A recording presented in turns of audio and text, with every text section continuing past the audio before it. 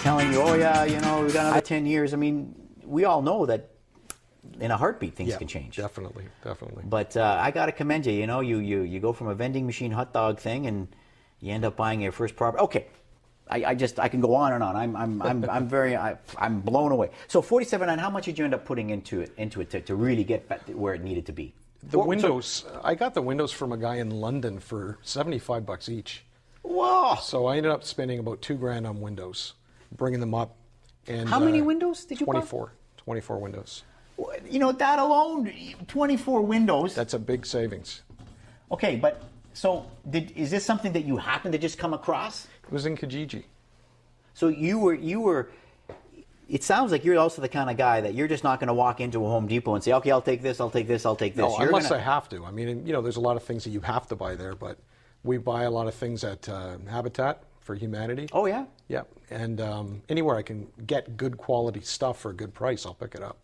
And again, you're touching on stuff that as I said earlier, landlording, investing in small multifamily is really about counting the pennies. Everyone says, oh, you're right, you got to buy right, but to hook this place up with 24 windows should have cost you $24,000. Yeah. Somewhere in that range. Yeah, $18,000.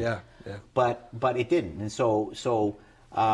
Well, talk to me a little bit about that mentality. I mean, you don't mind outfitting your property with rehab stuff? Oh, not at all. If it's good quality stuff, nobody can see the difference anyway. I mean, I wouldn't go buy crap and put it in there, but if I can get, I put secondhand fridges in I've got 60 units, so I'm not going to go buy all new fridges. Yeah.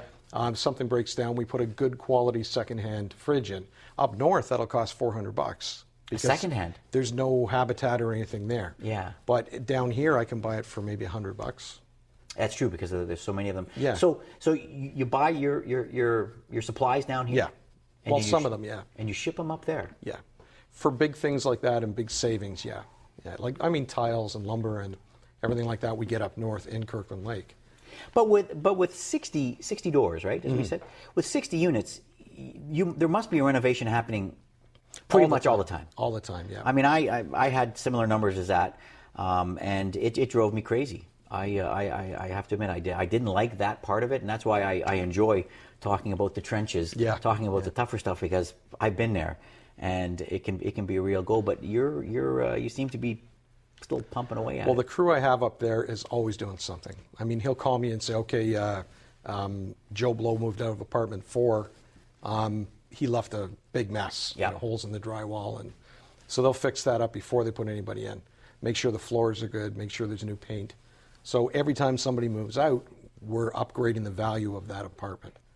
And therefore upgrading the rents as well? Definitely. Yeah. So the influx of these miners, I guess, you're renting more and more to the miners? Yes. Yeah. I mean, I'm sure that the quality of rent is also, the quality of tenant is also improving? Most of the time. Some of these guys are real partiers, eh? So, but most of them the are miners, pretty good. The miner guys, yeah. But most of them just want to sleep, get up, and go to work, and they're pretty quiet for the most part.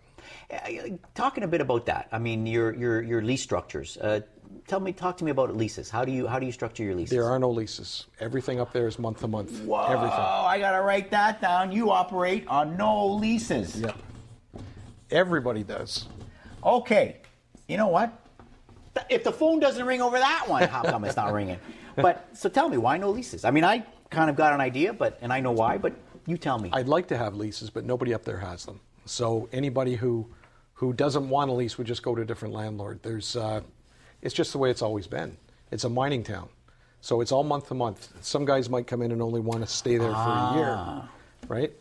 Now I have a single family house I bought that does have leases. I made that one with a lease, but as far as the apartments, nobody has them.